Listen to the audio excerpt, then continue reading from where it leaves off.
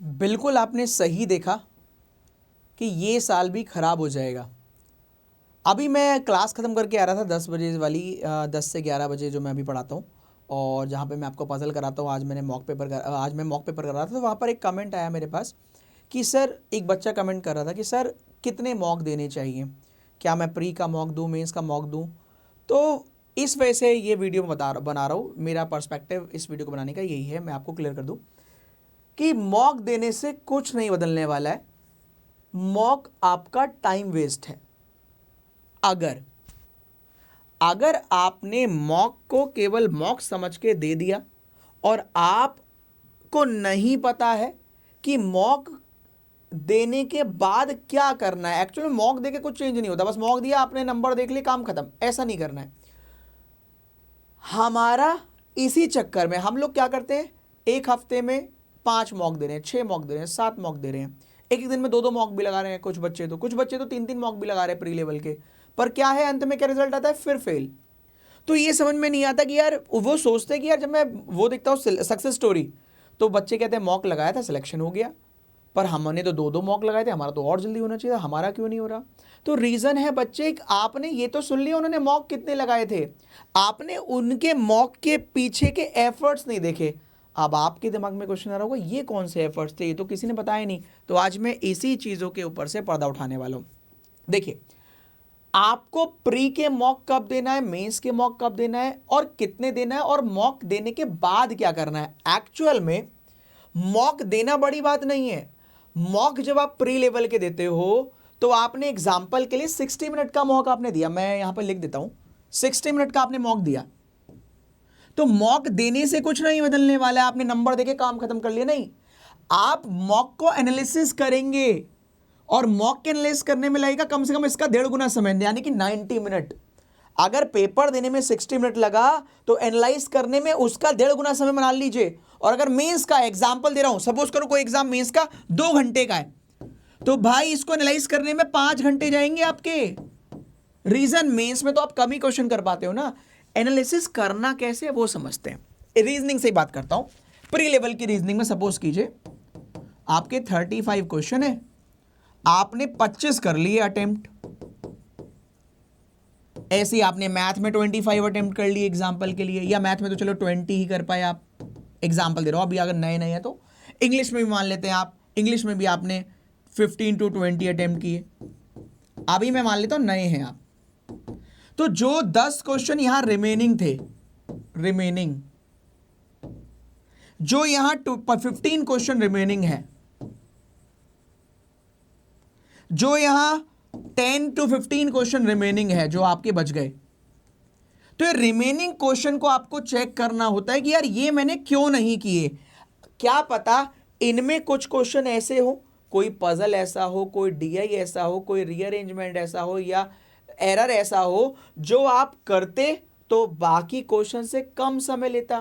क्योंकि पेपर में सिलेक्शन होता है डिसीजन मेकिंग, आप किस तरीके से कर रहे हैं। सपोज कीजिए 6 पजल आपके एग्जाम में आई हैं, आपने 5 पजल करी जिसमें एक में आपको ज्यादा समय लग गया, और आपने जब घर पर आकर देखा कि जो बची हुई एक पजल थी यार, वो तो बहुत जल्दी से बन पा रही थी। इसका मतलब आप में कहां क्या कमी है, डिसीजन मेकिंग एबिलिटी की। ऐसी मैथ्स में मान लेते 3 डीआई आए, आपने 2 किए और एक डीआई उसमें से ऐसा था जो ज्यादा टाइम ले गया, और पता लगा घर आके जब एनालाइज किया कि यार एक डीआई तो ऐसा था जिसमें तो मेरे को आता था और कम समय लेना था। तो आपको एनालाइज करने के बाद, पेपर एनालिसिस के बाद ये पता लगता है कि यार मैं कहीं डिसीजन मेकिंग में तो गलत नहीं कर रहा, कहीं मैंने ब्लड रिलेशन तो पहले नहीं कर लिया जिससे की वजह से मेरा पेपर खराब हुआ, कहीं मैंने पहले डीआई वो तो नहीं कर लिया जिसकी वजह से मेरा पेपर खराब हुआ। तो पेपर अटेम्प्ट करने का तरीका पेपर के एनालाइज करने के बाद एक्चुअल में आता है कि मेरी रेंज क्या है। साथ ही साथ सपोज करो आपने 2 क्वेश्चन यहां गलत किए, 2-3 यहां गलत कर लिए, 3-4 यहां गलत कर लिए, तो ये गलत किए इनका रीजन फाइंड करना है जिससे कि वो आगे वो मिस्टेक्स रिपीट ना हो, करेक्ट हो जाएं। तो जब आप ये 1.5 गुना समय दोगे ना, ये क्यों लिख रहा हूं मैं, आपने 60 मिनट दिए, 90 मिनट आपने एनालाइज करने में लगाया, मतलब एक तरीके से 2.5 घंटा हो गया टोटल मिला के। आपने मेंस का पेपर दिया तो 2.5 घंटे, 7 घंटे में बैठेगा मेंस का पेपर। ये नहीं पेपर दिया काम खत्म, पेपर दिया काम खत्म, ऐसे नहीं होता। सिलेक्शन वाले बच्चे दूसरे प्लेनेट से नहीं आए हैं, वो यहीं के हैं, वो भी आप ही में से एक हैं। उन्होंने इन बातों पर ध्यान दिया था बस। तो आप भी जब आज से पेपर दें तो पेपर चाहे एक हफ्ते में 5 की जगह 2 दो, प्री लेवल के चाहे आप 5 की जगह 2 दो। अभी मेंस मत दो अगर आपकी तैयारी पूरी नहीं है, लेकिन जब दो तो मेन फोकस इसके बाद के एफर्ट पे लगाओ। आज जितना अपने आप को तपा दोगे रिजल्ट उतना ही बेहतर आएगा। जाके सक्सेसफुल लोगों की मोटिवेशन वीडियो देखिए, आपको पता लगेगा वो भी आप ही की तरह दिखते हैं। कुछ लोग तो आपको लगेगा यार ये तो मेरे से भी हल्का लग रहा है, या तो मेरे से भी हल्की लग रही है। अब हल्का हल्की ऐसे नहीं होता, उनकी मेहनत से होता है। आप पढ़ाई में अपने ग्रेजुएशन में कितने भी वीक क्यों ना हो, अपने बचपन से ग्रेजुएशन तक कितने भी खराब क्यों ना हो, यहां आपके पुराने नंबर काउंट नहीं होते, यहां आपका एफर्ट काउंट होता है। कंपटीशन नहीं चेक करता आप 2 साल से पढ़ रहे हो 4 साल से, जो मेहनत करेगा, जो अपने आप को तपाएगा वो सिलेक्शन ले जाएगा। सीधा ये रूल है कंपटीशन का। यहां सीनियरिटी बेसिस पर सिलेक्शन नहीं हो रहा दोस्तों।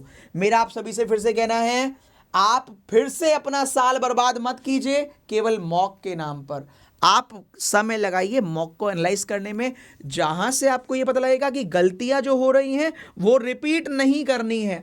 जो क्वेश्चन में नहीं बना पा रहा हूं, क्या उनमें से कुछ ऐसे क्वेश्चंस हैं जो मैं करूं तो मेरे नंबर ज्यादा आ जाएंगे।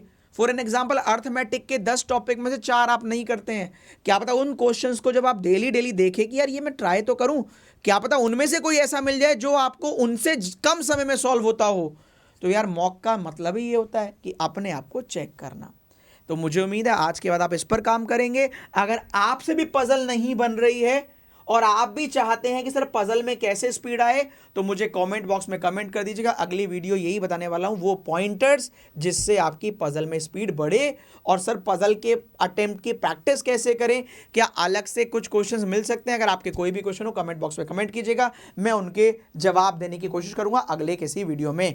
तो फिलहाल के लिए 10 बाय 10 पजल मैं डेली पढ़ा रहा हूं, आप पढ़ सकते हैं। हर एक सिलेक्टेड बच्चे की पसंद आप जाके चेक करिए, चाहे वो कहीं पर भी पढ़ता हो। यहां जरूर आता है रीजनिंग के लिए, वो रीजनिंग के लिए पूरे इंडिया में कहीं भी पढ़ रहा हो घुमा फिरा के आएगा यहीं, क्योंकि क्वेश्चन मिलेंगे वो वाले जो एग्जाम में आने वाले हैं। तो आप भी आइए, अगर आपको भी सिलेक्शन चाहिए तो सिलेक्शन का दरवाजा डेली मैं आपके साथ मंडे टू फ्राइडे मेहनत करता हूं। एग्जाम के पास आओगे पूरा का पूरा मेंस चलेगा, मतलब जब प्री की डिमांड होगी तो प्री चलेगा, जब मेंस रहेगा तो पूरा मेंस चलेगा, फिर प्री नहीं चलेगा।